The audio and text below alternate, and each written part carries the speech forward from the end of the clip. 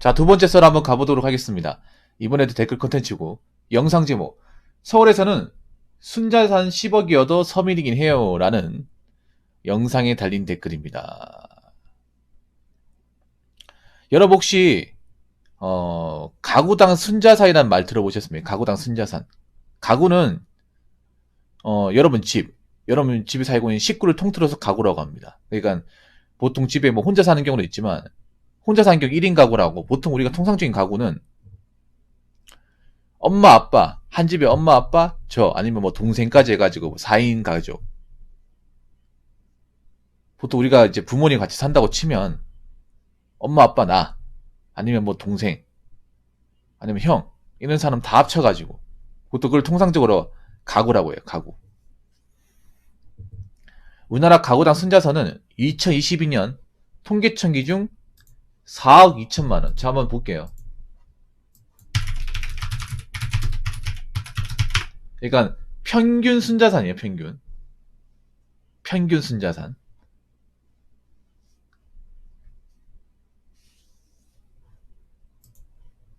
근데 우리나라의 평균은요, 제가 전에도 얘기했지만 함정이 있어요. 평균의 함정.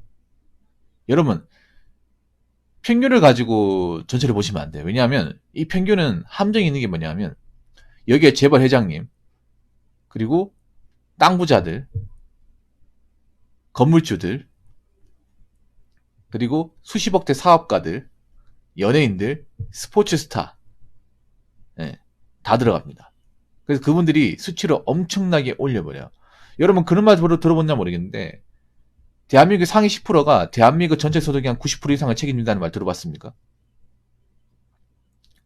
그렇기 때문에 그분들이 상위 10%가 이 순자산 수치를 엄청 올려버려요. 그렇죠. 그렇기 때문에 중위값을 봐야 돼요. 중위값. 딱 중간에 걸치는.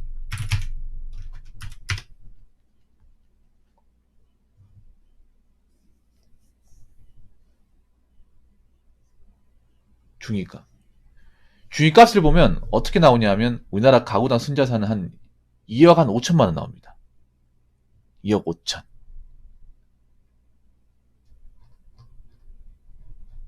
생각보다 그렇게 안 높죠. 이것저것 다 떼고 나니까.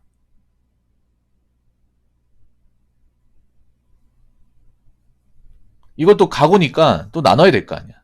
식구도 있으니까. 그러면 정말 그 사람이 가지고 있는 정말 순 알맹이 자산, 빚 없는 순 알맹이 자산은 얼마 안 된다는 거예요. 이게 대한민국의 현실입니다. 근데 여기 보면 순자산 10억이어도 서민이다. 여러분 서울에서 순자산 10억 가지고 있는 사람 얼마나 있을 것 같아요? 여러분 서울에서 살면 다 잘 살 것 같아요? 물론 서울이 상대적으로 잘 사는 거 맞지. 근데 잘 사는 사람도 많지만 못 사는 사람은 훨씬 더 많은 게 서울 아닙니까? 아니 서울 사람들이 전부 다 강남에 사는 사람들은 똑같이 삽니까? 서울에 살아보신 분도 아시겠지만 서울에 잘 사는 지역이 정해져 있잖아요. 다 잘 사는 게 아니라 잘 사는 분들이 모여있고 그 모여 사는 지역이 딱 정해져 있잖아요. 그걸 뭐라고 합니까? 강남 3구 마용성이라고 하지 않나요? 강남 3구 마용성을 제외하면 사실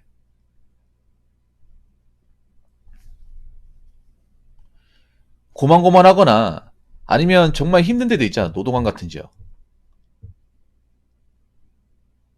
서울을 잘 가보면 여러분 차마 서울이라고 말하기 좀 힘든 곳도 있잖아요.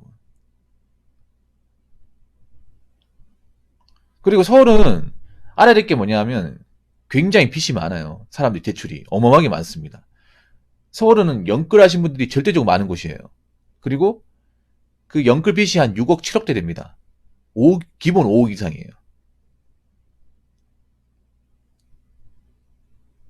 굉장히 많습니다. 1, 2억은 택도 없어요, 여러분. 10억 이상 하신 분도 있어. 순자산 아까 얘기했잖아요. 그 부채, 그러니까 대출금 뺀 거. 만약에 내가 12억짜리 아파트 살고 있다 하더라도 부채가 뭐 8억 9억 있으면 그거 빼야 되잖아요. 빼고 남은 거.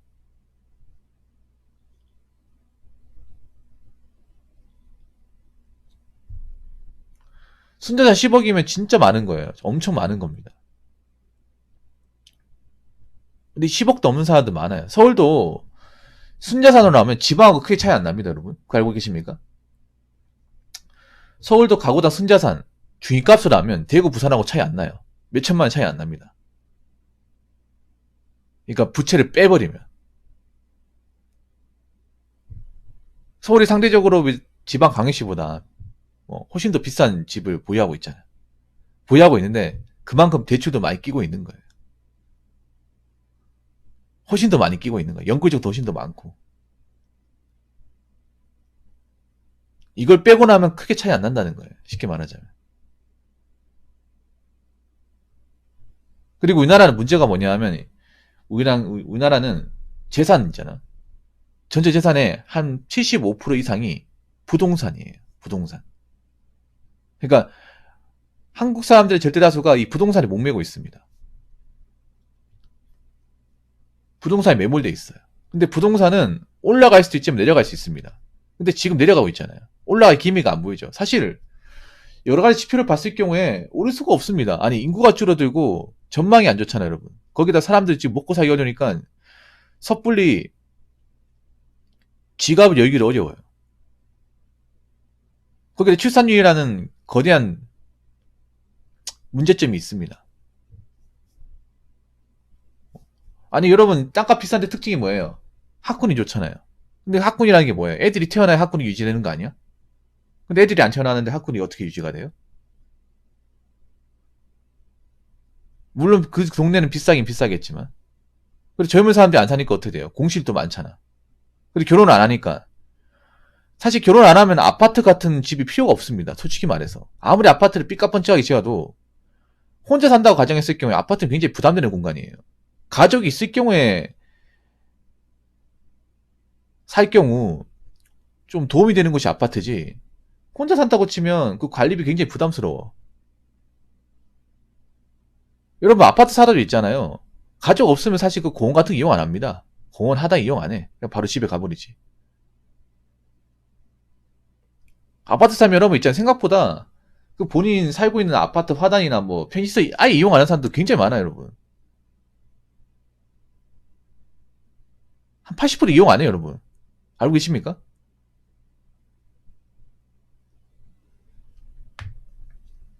이용하는 사람만 이용하지. 애 있는 사람이 이용하지. 애들 놀러 갈 때나 그 이제 놀이터나 이제 화단 이용하지. 성인 된 사람들은 아예 오지도 않아요, 그게. 집에만 있지. 앞으로 1인 가구 늘어나잖아. 1인 가구 늘어나는데 그런 30평짜리 아파트가 무슨 9평이냐? 어? 맨날 9평평 거리는데 맞잖아요. 아니, 결혼 안 하는데 1인 가구 늘어나는데 방 3칸짜리 그 화장실 2개 다니는 아파트가 왜 필요하냐고. 지금 아파트도 문제 많잖아요. 지금 왜냐면 9평 8사를 엄청나게 많이 지어놨잖아.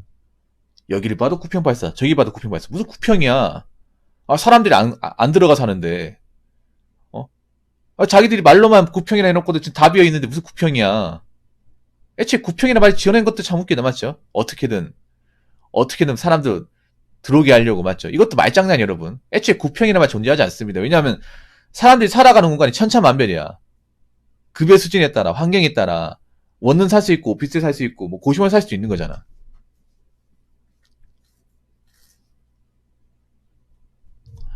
근데 무슨 9평이에요? 그놈의 4인 가족, 4인 가족. 언제까지 4인 가족이야? 여러분, 통계청에서 얘기하는 그 4인 가족도 웃깁니다. 4인 가족 끼친 지가 언제예요? 어? 애 2명 낳는 집을 찾기가 힘든데, 출산율이 0.78명인데 무슨 4인 가족이야? 여러분, 내 집 마련 기준도 있잖아요. 무조건 4인 가족 그 9평 8사 기준을 잡는 거 알고 계십니까? 그거 참 웃기지 않나? 아니, 언제적 그 사고방식으로 자꾸 그런 통계치를 매기려고 그래요. 이것도 잘못된 거잖아.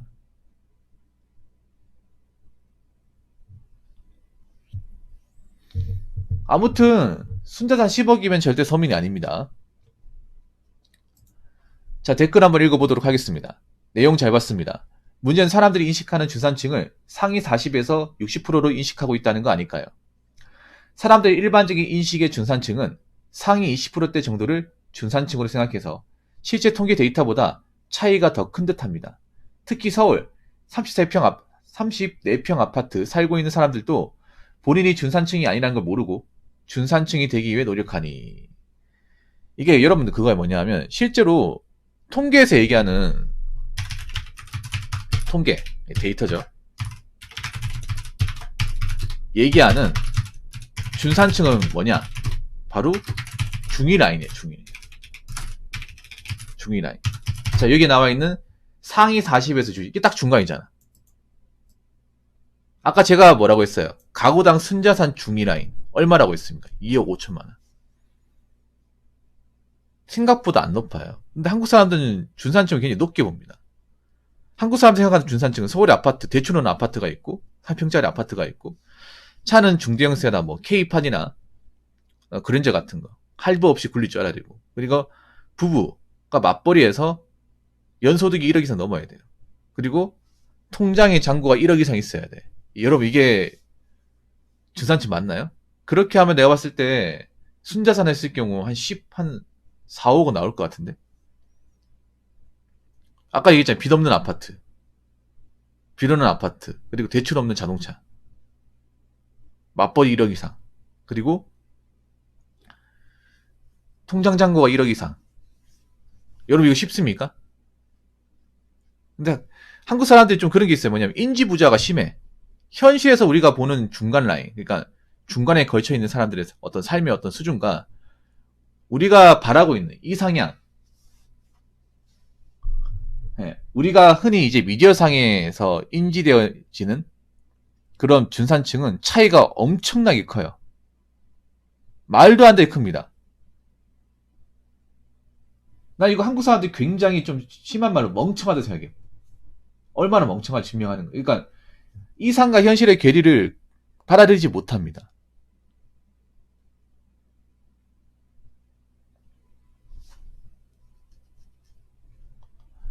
상위 20%도 아닙니다. 한 10%대를 중산층으로 알고 있어요. 이게 왜 그런지 아세요, 여러분?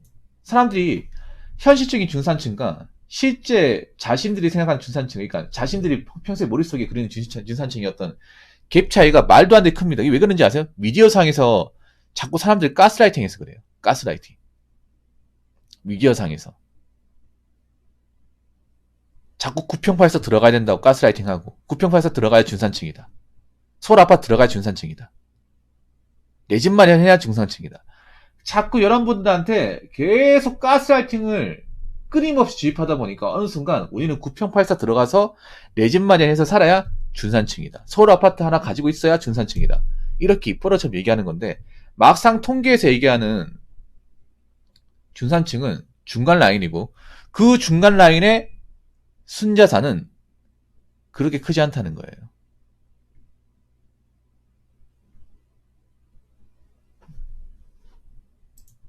우리가 이걸 좀 파악할 필요가 있어. 그러니까 우리가 얼마나 높은 이상적인 좀 수준을 가지고 대한민국의 중산층을 얘기하는지 다시 한번 살펴볼 필요가 있습니다. 그리고 막상 서울에 저 34평 아파트 들어가 행복하냐? 행복하지 않죠. 왜냐? 겉으로 봤을 때는 굉장히 뭐 브랜드 좋은 아파트 살고 있어도 매달 대출금 갚으려고 하면 미어 터질 겁니다, 진짜. 아마 서울에서 서울 34평 아파트 들어갔다고 치면 한 6억 대출 받았잖아. 그러면 지금 금리가 6에서 7%라고 하면 진짜 거짓말 안 하고 원금 이자까지 하면 400이에요, 400. 아마 500 내는 사람도 있을걸? 집값으로만. 집값으로만 한 500 나갈걸요? 한 400에서 500? 그리고 생활비도 들 거 아니야. 뭐 관리비도 들고 밥도 사 먹고 그리고 뭐 결혼했다고 치면 뭐 공과금도 있을 테고.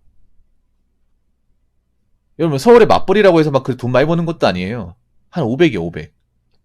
맞벌이라고 해도. 근데 500 버는데 대출 이자로 거의 한 400 이상 나가. 그럼 남은 돈 100만 원 어떻게 생각해요? 지금 아파트 들어가서 허덕이는 사람들 많습니다. 아파트 불할 필요가 없어 지금. 지금 당장은.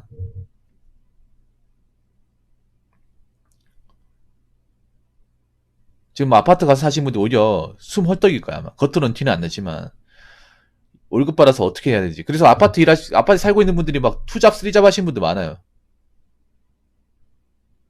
이거 갚으려고 막 대리운전 뛴다거나 아니면 택배 상하차 가서 일한다거나.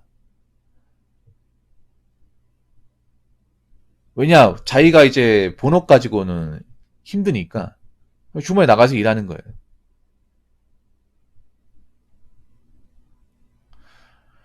아무튼 그렇기 때문에 우리는 지금 대한민국의 현실적인 어떤 중간 라인이 얼마나 되는지를 제대로 파악할 필요가 있다. 생각보다 그리 높지 않다.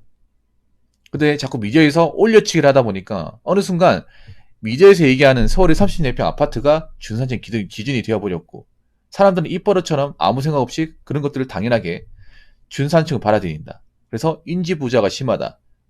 이 말씀을 꼭 드리고 싶습니다. 자, 이상으로 두 번째 썰 마치도록 하겠습니다.